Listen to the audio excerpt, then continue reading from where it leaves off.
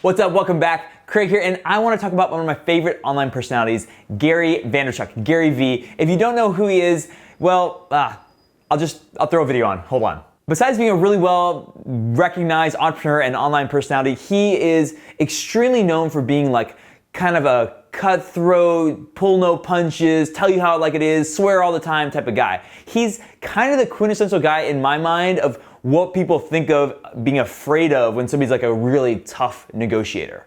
So what I want to do here is break down what he says about negotiation and, see what we can learn from it. All right, let's see what he says when he's asked about his negotiation technique. I'm very aggressive, and I very aggressively go after the person and say, look, as quickly as possible, I want you to trust me. Tell me what you want. What is in your vested interest? If I can figure out what that person wants, and first I go with honesty. And you know what's funny? When somebody's negotiating with you, they don't want to give you honesty. A couple good points here. He says he's really aggressive, but at the same time he says he wants people to trust him. Those don't necessarily go together. And what's important is he points to this thing where he says, look, I need to understand as quickly as possible the other side. A lot of us, myself included, sometimes are so focused on what we want out of the negotiation, we forget about the other side and focusing on what they want.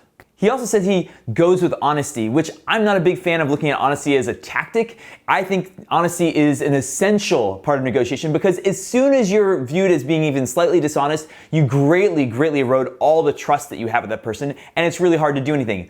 But it doesn't mean that honesty says that you have to show all your cards on the table from the start.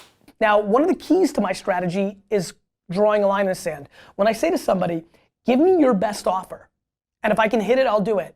If they then give me an offer that I can't do, I have to say no, and I can't move.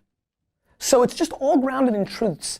Here again, we see him kind of posturing as a really aggressive negotiator where, if you don't give him the right number, he's not going to move. The truth of that is he's probably talking about situations where he's dealing with somebody who's a much smaller player and has no leverage and he can walk away from the deal. He has a huge company now. But in negotiations that you and I are part of, oftentimes we're the small player or we are on even territory. So if that's the case, there's always flexibility. And if he was negotiating for the New York Jets, which has been his dream for a long time, talks about it all the time, wants to buy the New York Jets, I'm sure it wouldn't be a case where he's like, give me a number and I can't move. I think you have to know what you want, and I think you have to try to extract from the other person what they want, and you need to try to make them feel comfortable that you're in their best interest. One thing I do is I point to my career at this point and let them know that I've done everything on lifetime value, that I don't need to make as much money up front. It's all about the long term. This is really great. I like that he is also showing that he thinks about the other person's mindset and he's thinking about where they are. He wants to show them, he wants them to feel comfortable. It's something that we often don't think about. I also like what he says about lifetime value and pointing to his career. Now, not all of us can point to our career and a long public history of the deals that we've made and the things we've done, especially if you're doing like a job offer negotiation or a car. But talking about how you want to be a partner with somebody for a long time or you're investing in a relationship is really important. I was doing a deal this morning where we were talking about, hey, I want this to be a multi-year relationship. And right there, it kind of settled down like, hey, this is not a transaction for just right now. We're talking about something longer term, and it puts the other person at ease. What's going to get this deal done? Like, for me, I'd rather leave profit on the table to get the deal done quicker. I think too many people want to guess the higher number. Like, let's say I want $8,000 for this.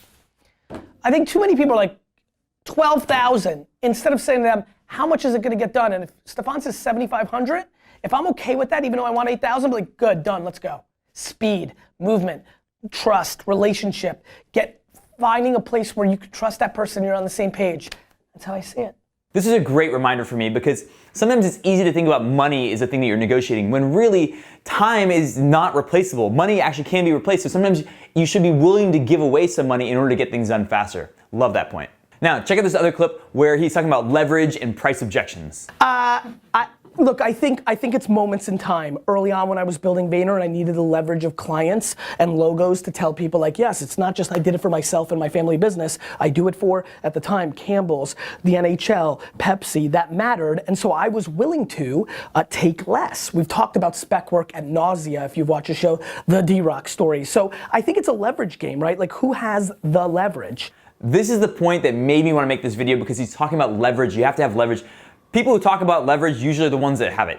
For the rest of us, we have to recognize that it's usually perceived leverage that is actually in play. And perceived leverage is a much softer concept. It ebbs and it flows from moment to moment.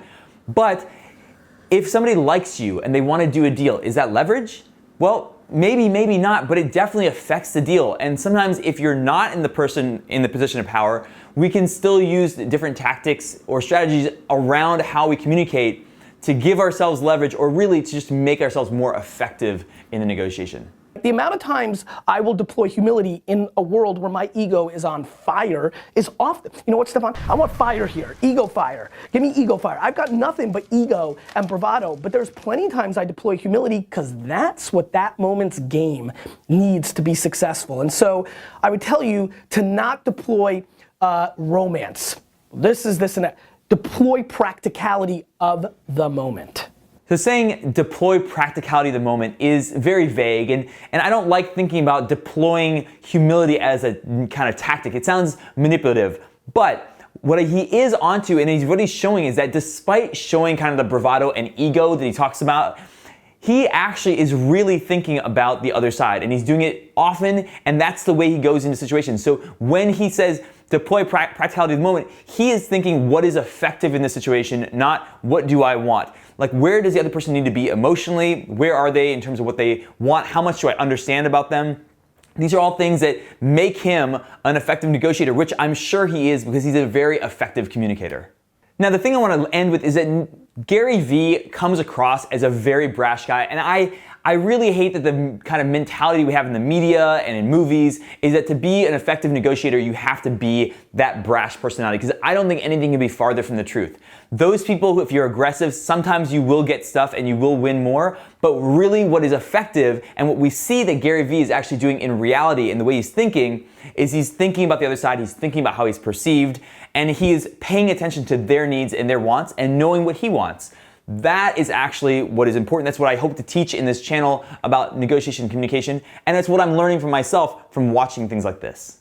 You know, sometimes it's easy to think of money as being the thing that we are trying to, bring to the table and the thing we're trying to expand.